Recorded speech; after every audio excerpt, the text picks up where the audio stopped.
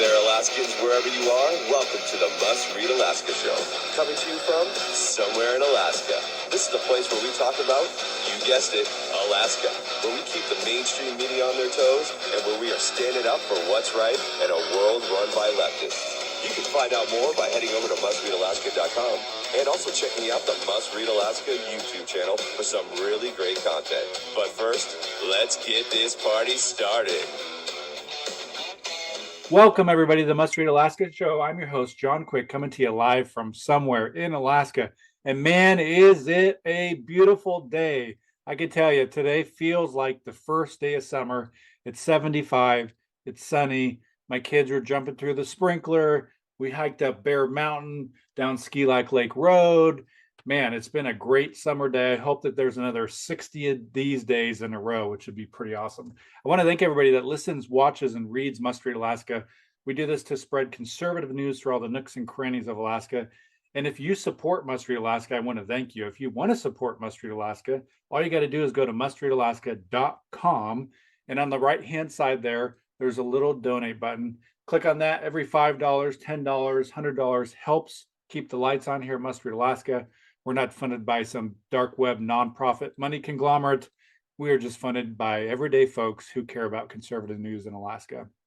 But without further ado, I have one of my favorite people ever. Bethany Marcum here is on the Must Read Alaska show today. She is the executive director of Alaska Policy Forum, and she fights for what conservatives would say are policies that they would care about. And she also has a couple folks with her that have recently graduated from her leadership academy. So without further ado, Bethany, welcome to the Must Read Alaska show.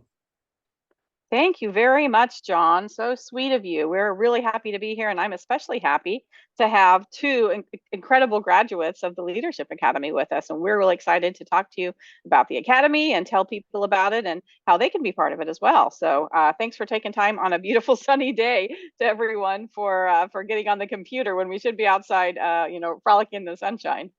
Well, I'm excited to chat with you. For folks that maybe haven't heard about, the Alaska Leadership Academy, tell us, kind of 30,000 foot view, what is the Alaska Leadership Academy and how did it come to be? Yeah, so the Alaska Leadership Academy is an 8-month program, and it's really for any Alaskan adult that wants to get connected to other leaders or to acquire new leadership skills or both, really. And it came about because we realized that in order for Alaska to really thrive, for our state to reach its full capacity, we need well-equipped thought leaders. We need people who can guide Alaska into the future. As you all have observed, I'm sure our state has a lot of challenges. And so it's going to take a lot of people who understand and can apply really the enduring principles of our country, people who have like strong ethical standards and people who are visionaries. It's going to require people like that. So we launched this program last fall. And we combed through applications and did interviews, and we chose a really great cohort of Alaskans. They're from various parts of the state, and two of those we have with us here today. We have Kathy Hensley and Grant Robinson, and I'm excited to have them talk with you. But the way it works is one Saturday each month. They come together in person, and they hear from a variety of presenters who are experts from all around the country and around Alaska.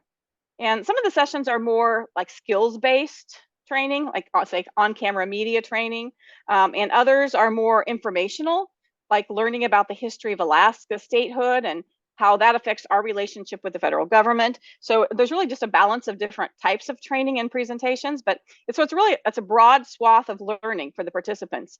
And we do that for 8 months from September to April, and we feed everybody breakfast and lunch during that Saturday when they're there with us. And then at the end, everybody who was successful in the program gets to graduate. That's awesome. I think oftentimes folks that are in the political bubble in Alaska on the conservative side, even right of center, have talked about, well, we need a farm team. We need something to teach folks about the basics of, good policy. And so, man, somebody finally stepped up to the plate, and that person is you, Bethany. So I really appreciate you doing this. Well, it was not me. It was our team at Alaska Policy Forum and our donors and supporters that make these sorts of programs possible. This is not a cheap program to do. I think that Grant and Kathy will tell you we did pretty well in terms of feeding them and bringing up some good quality presenters, and all that is not without cost. But we did it because we know it's important, and our supporters and donors allowed us to do this by supporting the program. So it's something that is absolutely one of the best investments we've made, in my opinion. That's awesome. Well, Kathy, talk to me about your experience here. You've ran for a couple positions in Anchorage, elected official positions, and now you see yourself back at probably the best leadership academy in Alaska that could teach somebody principles that and policies that conservatives care about. So tell us about your experience and what made you take this leap to go and do this in the first place. Yes, thanks for having us, John. So I have always been admirer of the Alaska Policy Forum and the things that they take on. And I like, I just understand that good policy will move our state forward. And so that was important to me.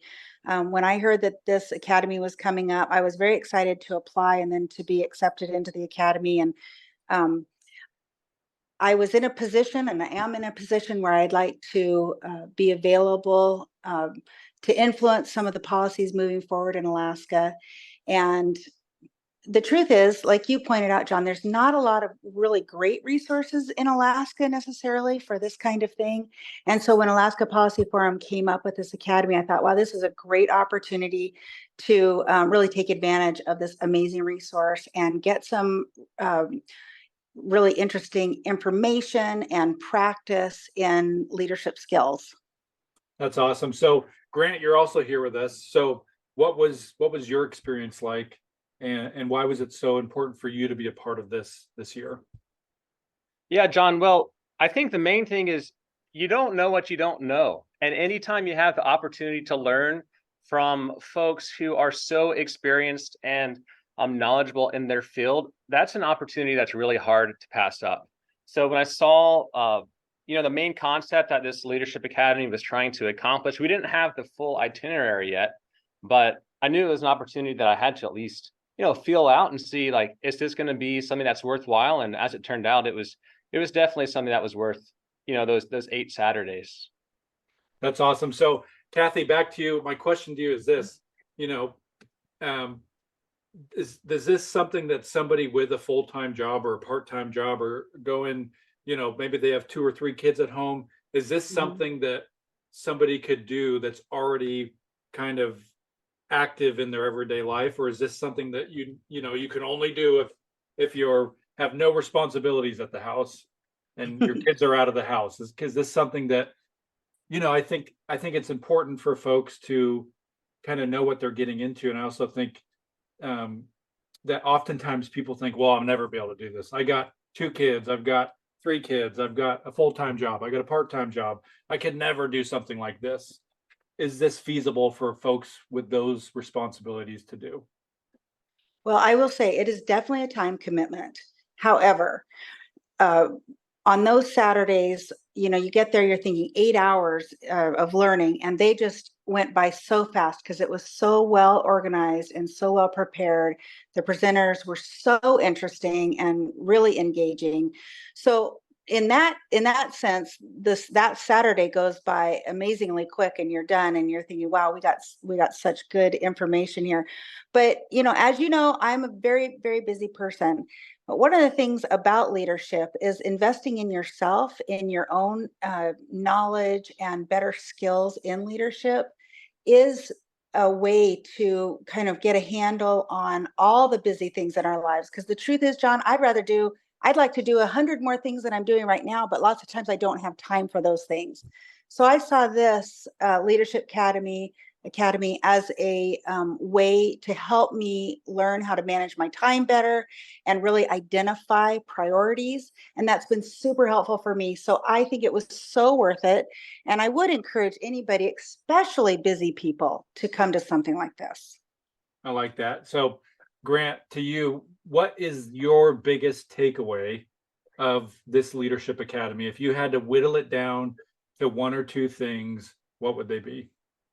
Well, there really are a whole lot of skills and little tidbits that are very helpful just in everyday life, especially in the professional realm. But I think the main takeaway is that there's a lot of reason to be optimistic. If you read whatever news source you choose to read and just look at the headlines, it's really easy to get down, both at the state level, the local level, and the national level, and international level, frankly.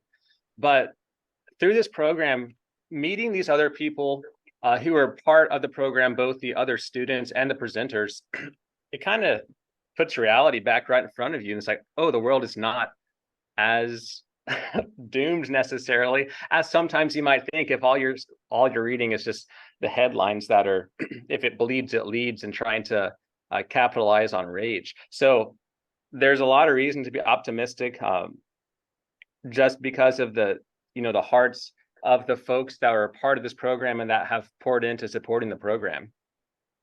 Sounds like it was very impactful to you. What about you, Kathy? What were a couple of your biggest takeaways of the Leadership Academy? So I would say one of the most helpful sessions for me personally was the public speaking weekend. It was super helpful. It was very concise and really practical. So that for me was one of the best weekends. But overall for the program, I love what Grant said about optimism, absolutely. And to have presenters come from all over the country and be talking about things that we're interested in a way of looking at how to not just wallow in a problem, but solve the problem. And I think my biggest takeaway for the whole class was really connection with other people in Alaska, connection with people all across the country, that there are a large number of people that are interested in the prosperity and moving forward of their states and of this nation. And there are people that are working towards that with good policy. That was my number one takeaway, that those relationships and connections are super important. I like that. So Bethany, just like Grant alluded to, in today's world, it's very easy to get, down about the political atmosphere that we're in. Doesn't matter if somebody listens to Fox News or CNN or everything in between. Does a program like this give you hope for Anchorage, for Alaska, to see people willing to, put their time in to do the hard work to, potentially get better results down the road? John, even much more so than I even imagined, because it was, I was so touched during graduation. One of the things that the graduates did at the very end of the program was that they put together leadership plans, and they talked about how they wanted to go use what they had learned in our state, and the array of leadership roles that they have their eyes on, that they want to be able to step into and do within our state, gives me so much hope, because we had folks from every realm, from specific industries to government to churches, certain businesses, and it was just really encouraging to think that all of these folks are going to be stepping into leadership roles and being visionary leaders in all the places that matter in our state. And that gives me great hope for our country. So I'm really excited about the folks who did graduate, and I'm excited about the next cohort of students that we're going to be taking on here shortly. Yeah, so there'll be people listening to this thinking, oh my gosh, I could do this. It's on a Saturday. I could devote however many Saturdays or whatever it's going to look like. Are you going to do another one? When's that information going to come out? Talk to us a little bit about that. Yes, we are absolutely doing it. It was so successful, we can't not do it again. And it's going to be bigger and better. So the thing about Kathy and Grant and the other graduates of last year is that they were, to some degree, guinea pigs, and we asked them lots of questions because it was our first year doing it. And we knew that there were things we weren't going to get right, and there were going to be lessons learned. And so we asked them for a lot of their input. They had to fill out forms and such all the time to tell us about what we were getting right and what we were getting wrong. And so we have a really incredible program director, Jennifer Walther, and she just has the perfect background and temperament to lead this program. And she's done an amazing job of taking all of that input and creating an even better program for this next year. So we do have the syllabus already out for next year, Grant, you'll be happy to know. And we have almost all but one of the presenters confirmed. And we have some that I'm so excited about. ones that we've been able to book for the first time this year. So I personally can't wait to bring these folks to Alaska. And so it's going to be even bigger and better. And it's going to be a little bit bigger, I say, in terms of the number of folks. We still want to keep it relatively small, because you heard both Grant and Kathy speak to the importance of the relationships that they created and the network that they created. And so we do want to make sure we maintain that. But at the same time, we want to give a few more Alaskans the opportunity to participate. So we are expanding it a little bit, but it really was just an amazing thing. And so again, we're kicking it off right now, and applications are available on our website right now. All the details are there. That's alaskapolicyforum.org, and the applications are due on August 1st. So there's still several more weeks where folks can complete those applications, and we're just really excited about what next year is going to bring for this program. Awesome. Well, I will make sure to put a link to that in the podcast description. One of my last questions to Bethany, is this: why should policy matter to folks? Because, we get kind of different tiers of people involved in political things. Some people don't even vote. You have some people that do vote, and that's their way of getting involved. And you have some people that vote and volunteer on campaigns and whatnot. And you have some people who's they're paid by campaigns, and the list goes on and on. Why should policy matter? A lot of people don't even think about policy when they're just in their everyday lives, but why is it a big deal, and why should it be a big deal to people? Policy is everything that we do. So if you pay property taxes, or if you don't pay property taxes, that is policy. Whether or not, we charge property taxes for the city of Anchorage, whether or not we have a sales tax or an income tax, that's policy for the city of Anchorage. Whether or not we are allowed to mine our minerals, whether or not we're allowed to mine those minerals and put those into cell phones, or if we're allowed to sell those somewhere else, that's all policy. So really everything that we do for a living, everything that we do to generate productivity and prosperity for our state, for our cities, for our families. Obviously, there's a lot of family policy as well. So even though you don't think of things throughout your daily life as being policy, everything is driven by policy. And so it's extremely important. And I'm really pleased that we have some new Alaskans who just really have a broad base of knowledge now, that hopefully is a little bit more so than what they had before, to be able to go out and start influencing some of that policy. I like that. So Kathy, any last minute thoughts as it relates to the Alaska Leadership Academy? The floor is yours. You got a minute.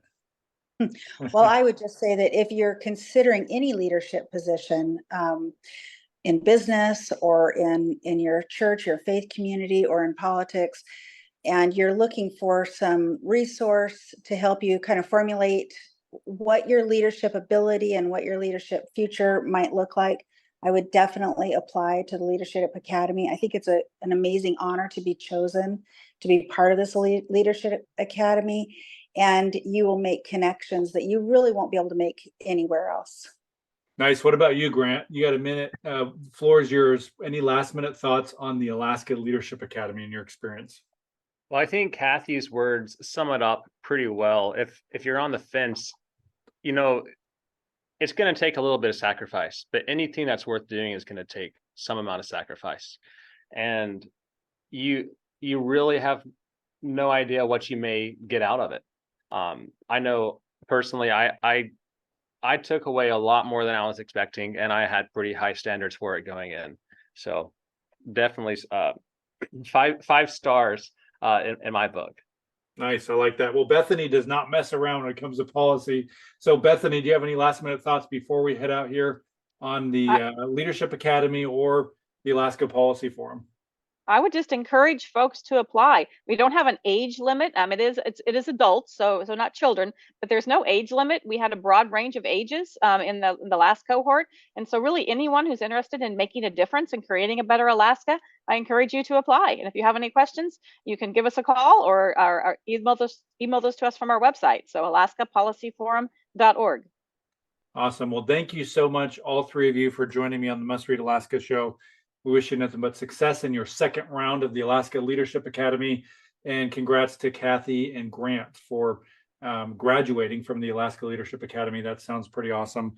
And we want to thank everybody that listens, watches, and reads Must Read Alaska. If you want to help keep the lights on, just go to mustreadalaska.com. On the right-hand side, there is a little donate button. we'd love for you to give a $5, $10, even $100 gift if you really want to help us keep the lights on here at Must Read Alaska.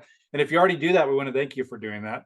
I'm going to have a special guest. I won't even tell you who, but it's going to be an Alaska reality star celebrity next week, which is going to be very exciting. You're going to want to tune into that. So until next time, I'm John Quick from somewhere in Alaska. Thank you, Bethany, Kathy, and Grant for joining me.